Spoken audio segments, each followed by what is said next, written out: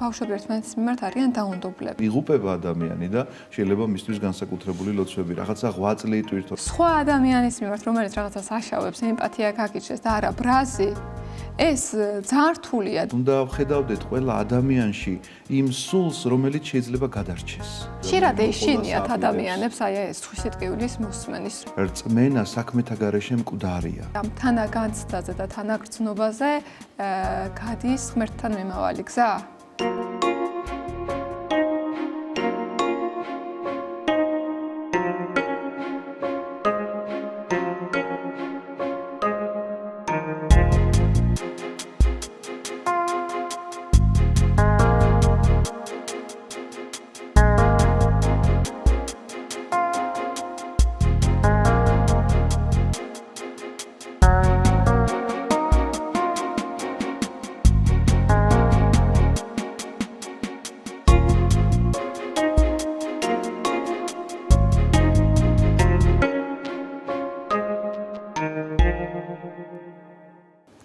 გამარჯობა, ეთერშია გადაცემა 3 წიდან იწყება და მე მისი წამყვანი მარიამ კაპეტავა ვარ. დღევანდელ გადაცემაში მამა კახაბერ გოგოტიშვილთან ერთად ჩვენ ვისაუბრებთ, რას ნიშნავს ემპათია და თანაგრძნობის განცდა. მოგესალმებით, მამა კახაბერ. მოგესალმებით თქვენ და ჩვენს ძვირფას მაყურებელს.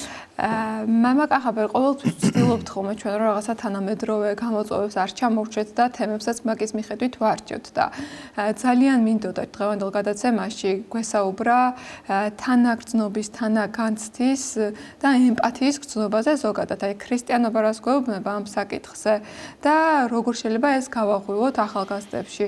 იმიტომ რომ ხედავთ ბოლო დროს რაღაც ისე ვითარდება მოვლენები, ნახეთ რაღაცნაირად დაჯგუფებებიც, რომლებიც ბავშვებს ეცალადობენ და საერთოდ არ აქვთ ეს თანაგრძნობის შეგრძნება. და ამიტომ მინდა რომ სულ თავიდან დავიწყოთ. მოდით, რას გვეუბნება ჩვენი რელიგია ემპათიის შესახებ, რას ნიშნავს ეს გრძნობა და შემდეგ უკვე გავყვეთ მოვლენებს. სანამ რელიგია რას გვეუბნება, მე ვფიქრობ, რომ ემპათია თვითონ რას ნიშნავს, უნდა უთხრათ ჩვენს მაყურებელს, განვმარტოთ ამას არა იმიტომ, რომ თქვა თვითონ ვერ მოიძიებენ ამ სიტყვის განმარტებას, უბრალოდ რომ გაუადვილოთ საქმე.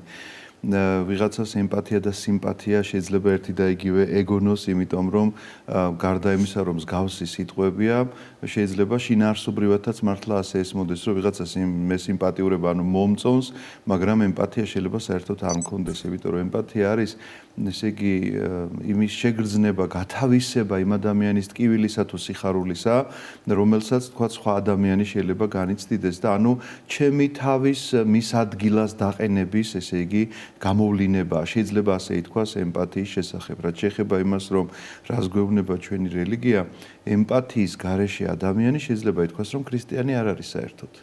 იმიტომ რომ როგორ შეიძლება შენ არ ესე ცხოვრება შეგეძლოს ადამიანს, რომ სხვისი ჭირის და სიხარულის გულთან მიტანა, ესე იგი შენ ვალდებულებად არ გქონდეს გადაქცეული და ქრისტიანი გერკვას, მაშინ ფორმალური ქრისტიანი ხარ მხოლოდ და მხოლოდ, რომელიც რაღაცას სიტყვით შეიძლება აღიარებდე, მაგრამ საქმით არანაირად არ გამოხატავდე ქრისტიანულ რაღაცა მსახურებას იქნება თუ ადამიანურ თანადგომას, რაც მოციქულის მიერ იაკობ მოციქული პირდაპირ ასე რამეს ბრძანებს, მაჩვენე შენი ესე იგი რწმენა და მეგაჩვენებს საქმეებს და ამის მიხედვით ამბობს, რომ ესე იგი რწმენა საქმეთა გარეშე მკვდარია.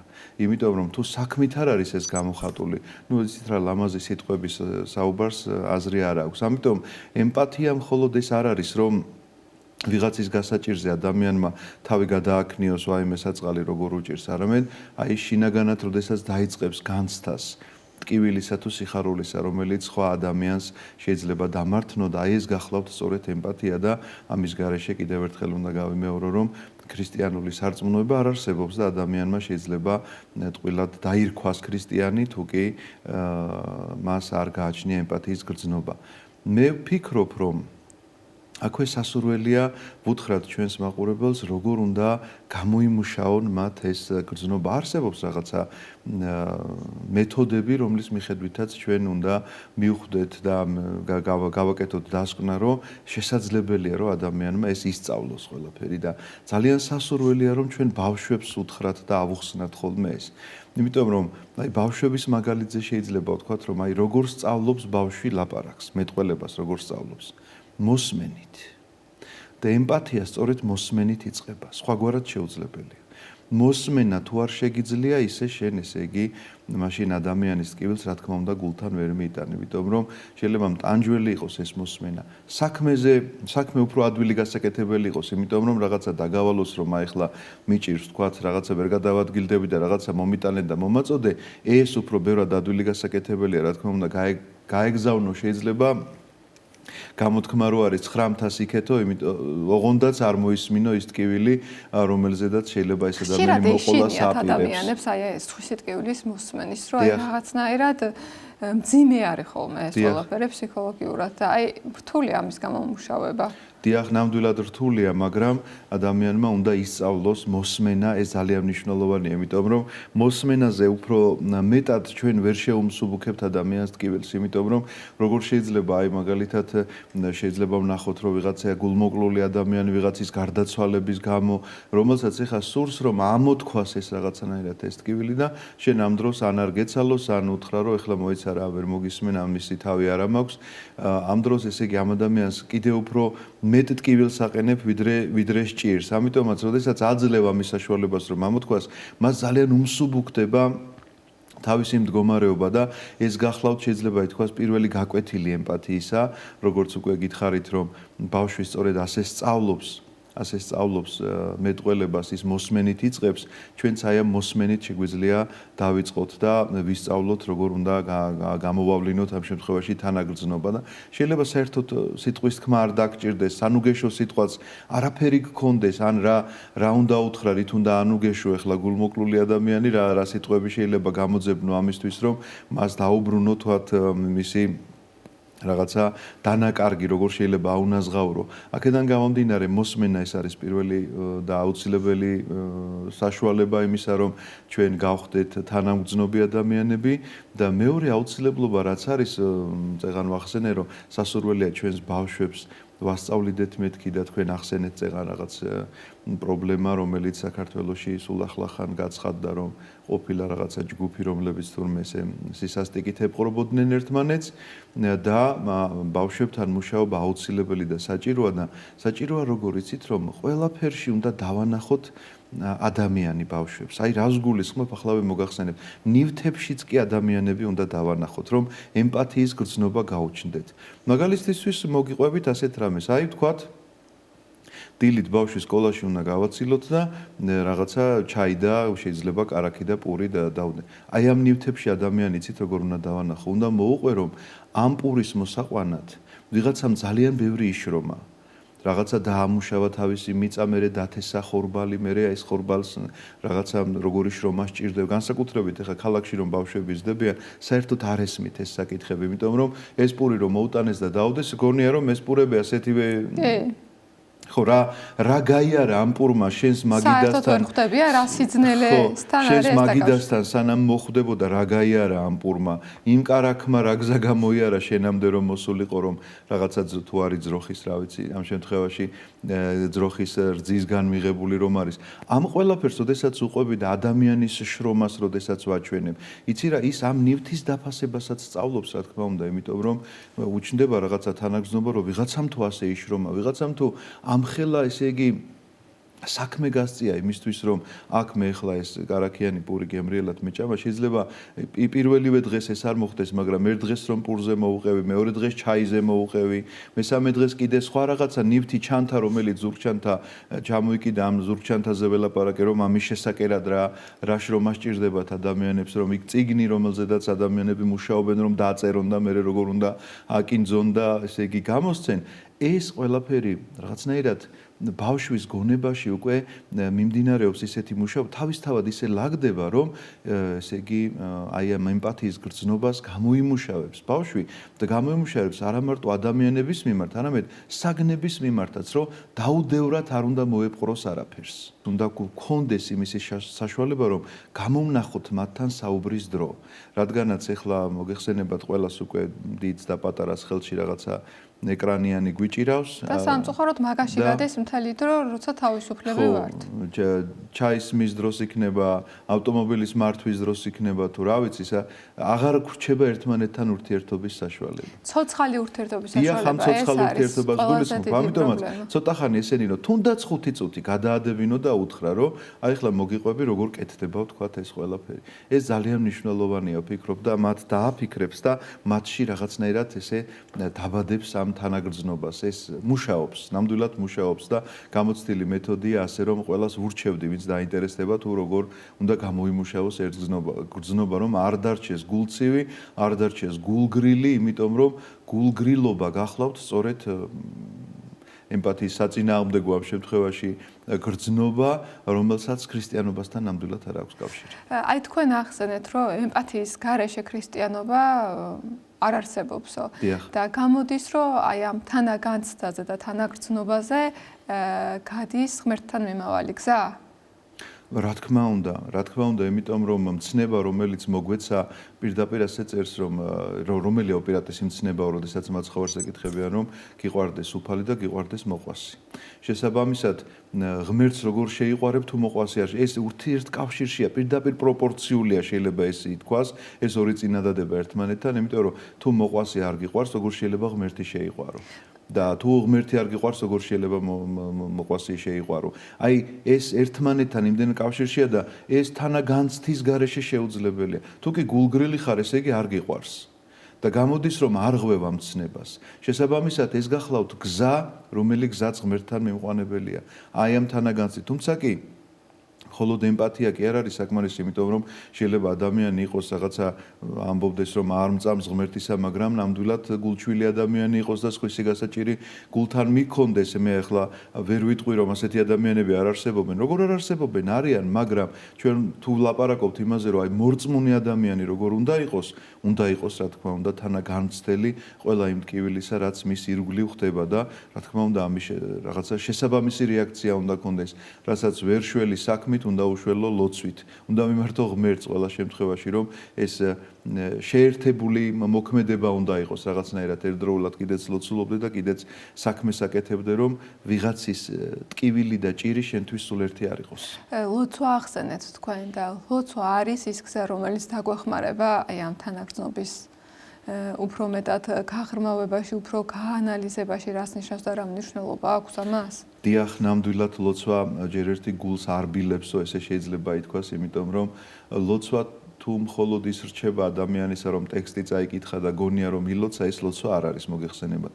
ლოცვა ხომ შენი შინაგანი სულიერი ამოძახელი უნდა იყოს, ან საკუთარი გასაჭირის რაღაცა გამო, ან შეიძლება სამადლობელი იყოს და არაფერი არ გიჭირდეს, მაგრამ ესეც ხომ სიხარულიდან გამოწვეული სამადლობელია, რომ რაღაცა ვთქვათ ჯანმრთელობის გამო შეიძლება ადამიანმა სამადლობელი ლოცვა წაიკითხოს თუ რა ვიცი დილა რო გაუთენდა შეიძლება მოუნდეს ესეთ. ანუ ყველა შემთხვევაში რაღაცა შინაგან მდგომარეობას გამოხატავს შენი ლოცვა. გასაჭირის დროს ლოცულობ, ითხოვ რამეს, სამადლობელს ამბობ. შესაბამისად, ეს ლოცვა, თუ კი ნამდვილად ესეთი გულიდან ამოსული ლოცვა, თანაგრძნობას იწვევს სხვა ადამიანისას. აუცილებლად ეს ასე ხდება, იმიტომ რომ თუ კი ვხედავ მე ვიღაცის გასაჭირს და ვიწყებ მისთვის ლოცვას, ეს გახლავთ სწორედ ის ემპათია, რომ განვიცდი მის მდგომარეობას. ამავდროულად ჩვენ არ უნდა დაგვავიწყდეს კიდევ ერთი რამ უნდა ვთქვათ ამ ემპათიასთან მიმართებაში. ემპათია არ გახლავთ მხოლოდ ის, რომ ეხლა გაუჭირდა ვთქვათ ქრისტიან ადამიანს და ამიტომ მე მისი ტკივილი მივიტანე გულ. ემპათია გახლავთ რა იცით, რომ რაღაცა იმ მიზეზთა ძიებაც გახლავთ, რომ ვიღაცა თუ გადახრილია საერთოდ ქრისტიანობისგან, იმასაც კი თანავუგრძნობ არა იმაში, რომ ქრისტიანობისგან გაიქცა და ზურგი შეაქცია და ან არა ქრისტიანულ საქციელს ჩადის, არამედ ვეძიებ იმ მიზეზებს, რას შეეძლო ეს გამოეწვია ყველაფერი, რომ ადამიანში აღძრა ესეთი გრძნობა, რომ თქვათ აი ეკლესიისთვის შეურაცხყოფა მიეყენებინა. ეკლესია დაენგრია თუნდაც აი კომუნისტების დროს მასიური ნგრევა რომ მიდიოდა, სასულიერო პირების დახვრეტა და ხოცვა რომ მიმდინარეობდა, შეიძლება იმ ადამიანის მიმართ, იმ რაღაცა ესე იგი ჯალათების მიმართაც კი გაგიშდეს ემპათია, არა იმ კუთხით რომ ესე იგი თანაუგრძნობდე რა კარგად იქცევიან, არამედ იმ კუთხით რომ დაიწყო გამოძიება, რომ რამ მიიყვანა ადამიანი აქამდე. და აი შეწუხდნენ ნამდვილად და მისმა ბედმა შეგაწუხოს, იმიტომ რომ იღუპავს ადამიანის სულს და რაღაცა ჯოჯოხეთისკენ მიექანება, შეიძლება ასე ითქვას და ეს თანაგრძნობაც უნდა გაგაჩნდეს ყველა შემთხვევაში და არავითარ შემთხვევაში არ უნდა თქვა რომ ეხლა ეს ჩაიდინა, გაწირულია, ჯოჯოხეთიში უნდა წავიდეს, არ უნდა გამოიტანო შენ განაჩენი. არც გაქვს ამისი უფლება და მით უმეტეს რომ არანაირად შენ არ შეგეკითხებიან ამას ვინცაც წავა, ვინ როგორ მოინანიებს გარდაცვალების წინ მოხდეს შეიძლება სულ ერთი წამით ადრე. არავინ არ იცის ეს, ავაზაკი ჯვარზე ცხონდა და ჩვენ ამისი საუკეთესო მაგალითი თვითონ სახარებაში გვიწერია, ხო მართალია. აქედან გამომდინარე, პირიქით ჩვენ ქრისტიანებს გვევალება რომ გქონდეს ის თანაგრძნობა მიუხედავად იმისა რომ ჯალათია ან რაღაცა ისეთი საშინელი საქციელი ჩაიდინა, ამ საქციელის ძიებაში უნდა იყო როგორც ქრისტიანი, რომ რატომ, როგორ საიდან მივიდა აქამდე, როგორ მივიდა აქამდე და რაღაცნაირად შეგაწუხოს უნდა ამ საკითხმა, რომ იღუპება ადამიანი და შეიძლება მისთვის განსაკუთრებული ლოცვები, რაღაცა ღვაწლი იტვირთო, რაღაცა აღავლინო, ეს არ არის აუცილებელი, რომ მხოლოდ შენი ახლობელი იყოს. ნებისმიერი, ვიზეც გაიგებ, რომ შეიძლება აცდენილი იყოს სამეუფო გზას. მამა კახაბერ, ხა თქვენ ამას რო საუბრობთ, თქვენგან ეს აბსოლუტურად მისაღებია და თქვენ სულში ეს ხდება გასაგებია თქვენ ყველა ადამიანი გიყვართ და მზადხართ ყოველთვის რომ მოაქციოთ ადამიანები და აი ჩვეულებრივი ადამიანები ხა მე ჩვეულებრივი რიგითი ადამიანი გისმენთ ძალიან ძნელია იმიტომ რომ სხვა ადამიანის მიმართ რომელიც რაღაცას აშავებს ემპათია გაგიჩნდეს და არა ბრაზი ეს ძალიან რთულია და აი თუნდაც ახლა ჩვენ ვახსენეთ რომ მოხდა საშინელება ეს ახალგაზრდების შესახებ რაც გაცხადდა ბავშვებს როგორ აწვალებდნენ პირადად მე ისეთი ბრაზი გამიჩნდა რომ ჩემი თავი რაღაც ძალიან ცუცურულებშიც გამოვიჭირე აი ამას როგორ ვებრძოლოთ ჩვეულებრივი მოკვდავი ადამიანები აი ამ ბრაზს როგორ თავთრგუნოთ და როგორ გადავაქციოთ ეს თანაგაცდად რომ თუნდაც ვიღაცის გასაჭირმა გვათქმევინოს რომ აი ცოდოა ეს ადამიანი და თუ არ ვილოცებ, შევიცოდოთ მაინც. მე მართალი გითხრათ, რომ მქონდეს საშუალება ამ ადამიანებს აუცილებლად მოусმენდი. მოусმენდი მთელი გულისხმობით. გულისხმობ იმ ადამიანებს, ვინც რაღაც ცუდი საქციელი ჩაიდინეს. გამომდინარე იქედან, რომ დამაინტერესებდა თუნდაც ის, რომ როგორ მივიდნენ აქამდე. აი როგორ თქვა, შეიძლება რომ შენი თანატოლი, შენი რაღაცა საერთოდ ადამიანი თანატოლი უფროსით უმცროსი რა მნიშვნელობა აქვს რაღაცა გაიმეტო თქვათ სასიკვდილოთ ან რაღაცა მძიმე ტკივილისთვის ან მსგავსი შეურაცხყოფისთვის რაღაცა ძალადობდე მასზე და აუცილებლად მოусმენდი და მე ვახსენე კიდეც რომ ეს ძალიან მნიშვნელოვანი საკითხია ჩვენ ცხოვრებაში ეს მოსმენა და ისიც შეიძლებოდა გათავისუფლებულიყო ამისგან და მე კიდე მესწავლა რომ აი სხვა ადამიანებს როგორ ვურჩიო რომ აქამდე არ მივიდნენ, რა უნდა გააკეთონ და როგორ უნდა აიცილონეს და თქვათ იქ რაღაცა მშობლების უყურადღებობა იყო თუ სკოლის რაღაცა სკოლამ ვერ მისცა სათავისოდ იქ რაღაცა ეკლესიამ ვერ იმუშავა თავის დონეზე ამ ყველაფერს რა თქმა უნდა გავითვალისწინებდი. სიამოვნებით მოусმენდი. თუმცა კი თქვენ მეკითხებით ახლა სხვა კითხვა შეიძლება შინაარსობრივად სხვა იყო რომ როგორ ვებრძოლოთ რომ არ გამიჩნდეს ბრაზი და ზიზღი ეს უნდა გამოიმუშაოს ადამიანმა რა თქმა უნდა იმიტომ რომ ჩვენ უნდა გვახსოვდეს რომ ქრისტე ყველას გამოსახსნელად მოვიდა ამისი მაგალითები ჩვენ გვაქვს თუნდაც ჩვენი კათოლიკოს პატრიარქი მიუხედავად უამრავი შეურაცხყოფისა თუ გახსოვთ რომ ვინმესთვის სიტყვა დაებრუნებინოს მაგრამ ის კათოლიკოს პატრიარქია დიახ სიტყვა დაებრუნებინოს კი არა აი რაღაცა თავი რო ემართლებინოს პირიქით ვინც მას ძალიან დიდ შეურაცხყოფებს აყენებს, ყოველთვის ეუბნება, რომ აი სულ იმ გზას გავცქერი, საიდანაც მეგულებით რომ თქვენ მოხვალთო უძღების შვილის მაგალითი მოაქვს ხოლმე. აქედან გამომდინარე, ჩვენ გვყავს ასეთი მაგალითი ცოცხალი და ამიტომაც უნდა ვხედავდეთ ყველა ადამიანში იმ სულს, რომელიც შეიძლება გადარჩეს. იმიტომ რომ ქრისტე ყველას გამოსახსნელად არის მოსული. მიუხედავად იმისა, რომ ცუდი და უღირსი საქციელი ჩაიდინა, შეიძლება რომ ამ ადამიანის გადარჩენის შანსი კვლავ იყოს და ამიტომ მე არ ვამბობ რომ მან რაღაცა ესე იგი სასჯელი არ უნდა მოიხადოს რაღაცა თქვათ კანონი არ უნდა შესრულდეს და ჩვენ მე ხა ისეთი ჰუმანური ვარ რომ ვიტყვი რომ დღესვე გამოუშვით ყველანი არა უნდა მოიხადოს იმიტომ რომ რაღაცა რომ დააშავებს ადამიანი უნდა ზღოს უნდა რაღაცნაირად გამოისყიდოს აქვე ჯობია გამოისყიდოს ის თავისი დანაშაული მაგრამ ჩვენ მას შანსი უნდა მივცეთ დაფიქრების საშუალება უნდა მივცეთ და ეს უნდა მოხდეს ალბათ პირველ რიგში მოსმენით რომ მოусმინოთ ამ ადამიანებს და ამის შემდგომ ვილაპარაკოთ ესე იგი შეიძლება ისეთი მიზეზები დავინახოთ, რომ გვეთქვა, რომ მე რომ ყოფილიყავი მის ადგილას, მე რომ ის ტრამვა მიმეღო, რა ტრამვა ამ ადამიანმაც გადაიტანა, შეიძლება უარესი გამეკეთებინა, შეიძლება მე საერთოდ უფრო დიდი საშინელება ჩამედინა, არ გამორიცხოთ, რომ ეს მართლაც გქონდეთ საამისო მიზეზი, თუ ყველას არა ზოგიერთს მაინც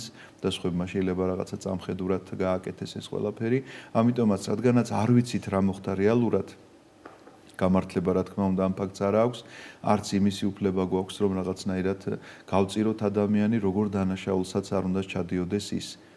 თუმცა კი კანონობდეს. სიყვარულს რა როლი აქვს ემპათიის ჩამოყალიბებაში?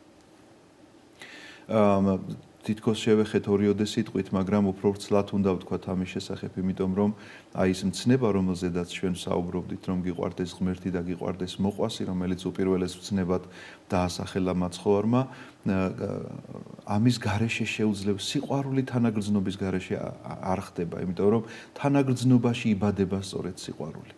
სხვაგვარად ჩვენ როგორ შეიძლება ვთქვათ, რომ ადამიანი არ მიყვარს, მაგრამ მეწოდება, ესე იგი თუ არ მიყვარს, არც მეწოდება მაშინ.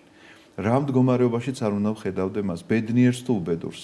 არც მისი სიხარული მიხარია, არც მისი წყენა მწყინს, მაგრამ თუ კი მიყვარს, აბსოლუტურად ისე განვიცდი, როგორც საკუთარ თავზე. აი რაღაცა ვთქვათ, შვილმა რომ გაგახარა და გაგაბედნიერა, ვთქვათ, კარგად დაამთავრა წარმატებით რაღაცა სასწავლებელი, ასე უნდა გიხაროთ ეს სხვისი შვილის წარმატებაც.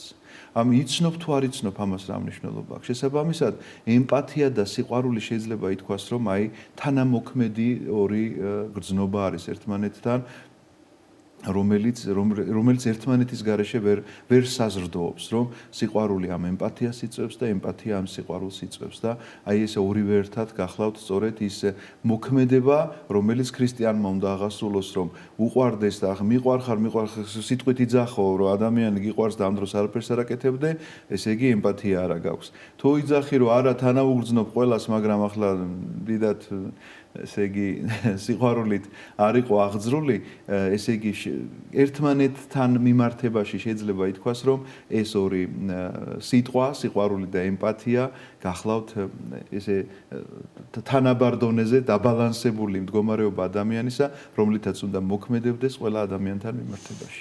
და არ შემიძლია ისევ არ დავუბრუნდე ბავშვების თემას, იმიტომ რომ ხშირად სამწუხაროდ მეც ვაწყდები იმ პრობლემას, რომ ბავშვები ერთმანეთის მიმართ არიან დაუნდობლები, განსაკუთრებით დღევანდელ რეალობაში, როცა ყველაფერი ფაქტიურად კომპიუტერულ და არარეალურ სივრცეში გადავიდა. მოდით ასე ვიტყოდი, იმდენად ბუნებრივი ურთიერთობები აღარ არსებობს და ეს ხელშესახები ურთიერთობები. აი, რა როლი აქვს ბავშვის ცხოვრებაში თავიდანვე ეკლესიურ ცხოვრებას იმისთვის, რომ ის არ განვითარდეს რობოტად და ჩამოყალიბდეს ადამიანად, რომელსაც აქვს გრძნობები და რომელიც სხვის გრძნობებს ცემს პატივს. იმიტომ რომ ხშირად უთქვამთ მასწავლებლებს ბავშვებისას, რომ აი ვერ ვუყალიბებთ ბავშვებს ემპათიის განცდას. დიახ. აქ ოჯახიდან მოდის შეცდომა, რომ თავიდანვე ვერ მოხდა სწორი მიდგომა, თუ თავიდანვე ვერ მოხდა ამ ბავშვების სარწმუნოებაში ჩართვა იმ დონეზე, რაც იყო საჭირო. კვლავ უნდა დავიმოწმო, ესე იგი ჩვენი პატრიარქის ცნობილი გამოთქმა აღზრდასთან დაკავშირებით, რომ უნდა იყოს ასეთი სამკუთხედი. ოჯახი, სკოლა, ეკლესია. სხვაგვარად შეუძლებელია, იმიტომ რომ იქ ერთ-ერთი არ არის მხოლოდ დამნაშავე, მხოლოდ მშობელი შეიძლება იმაში იყოს დამნაშავე, რომ თქვათ ეკლესიაში არ მიაჩვია ბავშვი და თქვათ არ წაიყვანა ეკლესიაში და ამ სამკუთხედიდან რაღაცა ერთი რგოლი ამოაგდო, ძალიან მნიშვნელოვანი რგოლი. შეიძლება ამაში იყოს ნამდვილად დამნაშავე. თქვათ იქ სკოლა იმაში შეიძლება იყოს დამნაშავე, რომ აღზრდის გადასარევად შეიძლება ასწავლიდნენ მათემატიკას, მაგრამ სკოლა მარტო მათემატიკის და ქართულის გაკვეთილი ხომ არ არის. აღზრდას ხომ სწავლობენ, საქციელს ხომ სწავლობენ იქ ბავშვებმა, როგორ უნდა რაღაცა ეს ცალკე გაკვეთილებიც კი არის ამისა, რომ გაკვეთილზე როგორ უნდა ისხდნენ, როგორ უნდა მოიქცნენ, რაღაცა ზრდილობის ნორმები რომ არსებობს, ოჯახი და სკოლა ერთად მუშაობს ამაზე. ეკლესია მუშაობს, რა თქმა უნდა, მის სულიერ განვითარებაზე. ისიც სულიერი განვითარებაა, მინდა გითხრათ, სკოლა რომ აღზრდის გაკვეთილებს შეიძლება ატარებდეს, გარდა მათემატიკისა და თქვათ ქართულისა, მაგრამ ეკლესია ამ შემთხვევაში უფრო მეტს აკეთებს სულიერი აღზრდის თვალსაზრისით და ამიტომაც ამ სამკუთხედის თითოეული რგოლი თუ არ მუშაობს ბავშვთან, რა თქმა უნდა, ძალიან ძნელი იქნება. ისედაც ძნელია, იმიტომ რომ არის რაღაცა ასაკი, როდესაც თითქოს სისხლი იყინება ადამიანში, თქვა რაღაცა ნაკლებად მგრძნობიარია რაღაცა. ზოგჯერ არ გისმენენ, ზოგჯერ პროტესტის განსაკუთრებით ეს თინეიჯერობის ასაკში ხდება ხოლმე. ცოტა პატარა ასაკში თითქოს, აი მე ჩემ მშობლის გადმოსახედიდან გესაუბრებით ახლა, თითქოს გეშინია, რომ ზედმეტად ბევრი არ მოგივიდეს სარწმუნოება, მერე გული არ აუცრუდეს. აი რთულია ეს ყველაფერი რაღაცნაირად ოქროს შუალედის პოვნა. ამ დროს ეს თუ გამოგეპარა, მერე უკვე თინეიჯერობის ასაკი მოდის და აქ უფრო რთულდება სიტუაცია. სად არის? მე ვფიქრობ, რომ გამოსავალი.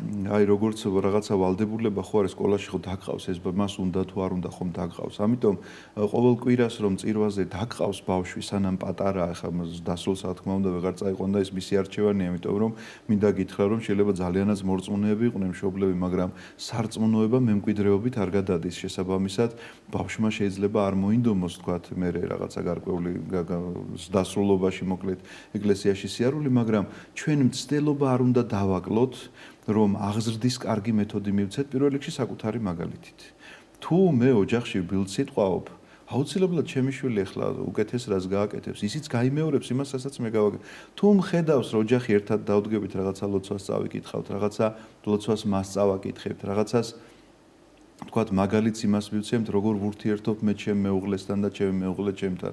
თუ ოჯახში დაძაბულობაა, წივილკივილი და ყვირილია და მთელი დღე ან ეკრანებში ჩახედულები ერთმანეთს არ ვეკონტაქტებით საერთოდ, როგორ შეიძლება მას მოსმენა მოვთხოვოთ რაიმეს. ამიტომაც, როდესაც ვუყენებთ ამ საკითხს იმ პატარაობიდან, რომ მოდი ახლა აი ამ დროს ჩვენ 5 წუთი გვაქვს, უნდა ვილაპარაკოთ რაღაცაზე და თუნდაც მოუყევი, როგორ მოყავთ პური რომ შენ ახლა რომელსაც მიირთმევ, გარდა ემპათიისა მოსმენასაც სწავლობს. და სწავლობს რაღაცა რეჟიმს თავის ცხოვრებაში, რომ აიცის, რომ აი ოჯახში, თქვათ, ეს საქმე, თქვათ, გართობის დრო ამ დროს არის, მეცადინეობის დრო ამ დროს არის. წესები მაინც სწორია, რომ წესების მიხედვით აღსვარდოს. წესების გარეშე არ შეიძლება ადამიანის აღზრდა და დისციპლინას უნდა მიაჩვიო ადამიანი. ერთხელ მახსოვს ერთ-ერთი რაღაც ის გავრცელდა ძალიან ბევრი მე იმაშვებოდა რა ქვია ავრცელებდა იმას ერთ-ერთი გენერალი ჯარისკაცებს მიმართავს რა რომ ჩვენ თუ გინდა ესე იგი კარგი სამშობლოს დამცველი იყო და მოკლედ ისეთი სიტყვას აკეთებს შესავალს რომ გონია რომ ახლა ჯარისკაცს რაღაცა ისეთ მოთხოვნას დაუყენებს რა რომ და ამ ჯარისკაცებს ეუბნება ასეთ გიგნებავ თუ ასეთი სამშობლოს დამცველები იყოთ ესეთ პირველი რაც უნდა გააკეთოთ დილით რო ადგებით თქვენი საწოლი უნდა გაასწოროთ ხო და მართლა ასე თუ არ დაიწყებ იმ წესრიგით რომელიც წესრიგზედაც ოჯახი უნდა ზრუნავდეს აუცილებლად სკოლაში სკოლა უნდა ზრუნავდეს რომ ბავშვი რაღაცნაირად მოწესრიგებულ მდგომარეობაში ყავდეს იმ სკოლაში და რაღაცნაირად აკონტროლებდეს ამ რეჟიმს ყველაფერს ეკლესიაში ხა წარმოვიდგინეთ რომ მოხვიდეთ ეკლესიაში და გამუდმებული ზუზუნი რაღაცა ერთმანეთთან ლაპარაკი არც ლოცვა ისმოდეს არც წირვა ისმოდეს იქ მღვდელი საერთოდ როცა უნდა შემოდიოდეს გადიოდ ამ რეჟიმში რა თქმა უნდა არაფერი არ გამოვა მაგრამ სადაც ყველაფერს თავისი წესი აქვს აი ამ წესრიგს ეჩვევა ადამიანი და ეს ძალიან მნიშვნელოვანია ამიტომ მოსმენასაც ასე ისწავლის და რაღაცა წესებსაც ასე ისწავლის მიუხედავად იმისა რომ დაუდგება ისეთი ასაკი როდესაც შეიძლება თქვას რომ არ მინდა მაგრამ ეს ყველაფერი მასში იქნება და კვლავ გაცოცხლდება მასში როგორც კი გადაავლის ეს როგორც ახსენეთ თქვენ რაღაც გარდატეხის ასაკს რასაც ვიძახით ჩვენ გარკვეულ წლებს და ბოლო შეკითხვა ასეთი არის ძალიან მოკლედ რომ მითხრათ მამა კახაბერ თუ თქვენ როგორი სამყაროს დახატეთ ის არის იდეალური სამყარო ჩემთვის როცა ადამიანებს ერთმანეთის მიმართ ემპათიის განცდაც აქვს და სიყვარული ყველას ერთმანეთის მიმართ იცნობ თუ არ იცნობ აი ესეთი ემპათია რო არსებობდეს ადამიანებში და ესეთი სიყვარული სამართლიანობაც იარსებებდა იმ დონეზე რომ აღარ იქნებოდა ზედმეტი კანონები ქვეყანაში საჭირო როგორ გქონიათ იცით რა? ანუ აი სამართლიანობის შეგრძნება და განცდა გადის ემპათიაზე? ესე იგი სიყვარული და ემპათია სამართლიანობას არ გამორიცხავს, იმიტომ რომ ჩვენ ვამბობთ რომ ღმერთი სიყვარულია, მაგრამ ამავდროულად სამართლიანობაც არის. ესე იგი რომ გამორიცხავდეს, მაშინ იქნებოდა მხოლოდ სიყვარული და სამართლიანი არ იქნებოდა ღმერთი. ამიტომაც ჩვენს შემთხვევაშიც მე როდესაც ვლაპარაკობ რომ ადამიანმა მაგალითად დააშავა რაღაცა მძიმე დანაშაული ჩაიდინა. ეს იმას არ ნიშნავს, რომ მან თქვათ კანონის წინაშე პასუხი არ უნდა აგოს და თქვათ სამართლის წინაშე თქვათ არ უნდა წარსდგეს ის. უნდა წარსდგეს, რა თქმა უნდა. მე ვგულისხმობ აქ მის სულიერ მდგომარეობას, რომ ჩვენ ყველანაირად უნდა ვიზრუნოთ, რომ გადავარჩინოთ მისი სული. ძალიან დიდი მადლობა მამა კახაბერ, ვისურვოთ, რომ ყველა ბავშვში არსებობდეს ეს თანაგანცდა და თანაგრძნობა ბავშვობიდანვე, რაც შემდეგ უკვე ქმნის და გვაყალიბებს ადამიანებად, რომ აუცილებელი. სხვისი გასაჭირი და სიხარულიც მათ შორის არ იყოს სულ ერთი. უნდა აღზარდოთ საკუთარი თავი და მომავალი თაობა აი ამ გრძნობით. მადლობა. მადლობა თქვენ. ასეთი იყო ჩვენი დღევანდელი გადაცემა, მე ერთი კვირით გემშვიდობებით ნახვამდის.